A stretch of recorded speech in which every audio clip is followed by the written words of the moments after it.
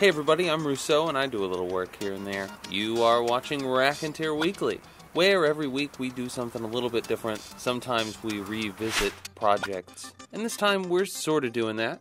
In the past I've made some epic or 6mm scale Blood Bowl pitches, and this time I'm doing basically the same thing, except I'm doing it with a refrigerator dry erase board that is magnetic, and with a pitch that is labeled with an alphanumeric grid.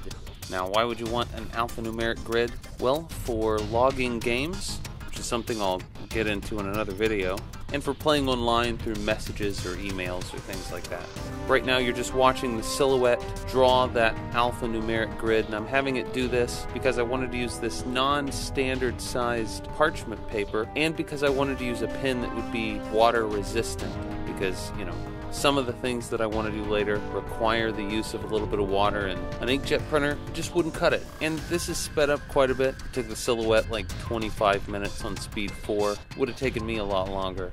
Still, the dry erase board is a Quartet 8.5 by 11 inch magnetic dry erase board. You can get one for $10 to $15 depending on where you're looking. You might be able to find one for cheaper, but you know, cost effectiveness isn't what this is about. This is about sticking little magnet men to my refrigerator. Once the silhouette did its thing and I gave the ink a little bit of time to dry, I went over it lightly with some Kimberly watercolor pencils. The Kimberly brand isn't necessarily important, but what is important is that this pigment gets activated and bleeds around a little bit while I am sealing this. And how do I seal it? Water-based varnish. So that'll activate the watercolor pencils, and it will impregnate the paper and basically make it a sheet of plastic. It shouldn't get dented up, shouldn't get scratched too much. It should be pretty tough. But yeah, do it like you do anything else. Gloss coat, matte coat. Once you're done with that, you should just be able to slide it into the frame. That's what I did here.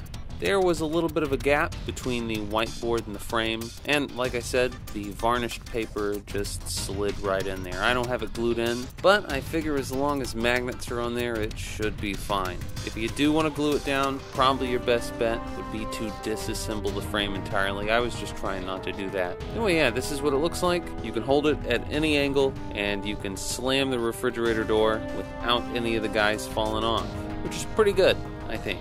Right now there's only one actual guy, and the rest of those are just 1mm thick magnets surrounded with cardstock. Not that tough, totally don't have to do that. You can just get magnets and paint them white. I'll probably just put numbers on these. Different colors, just find a pen that's the color you want. You should be good. But yeah, I don't really have anything else to say about this. It's, you know, it is what it is. So until next time, you have been watching Raconteur Weekly on Rousseau Works, and I am Rousseau. Out.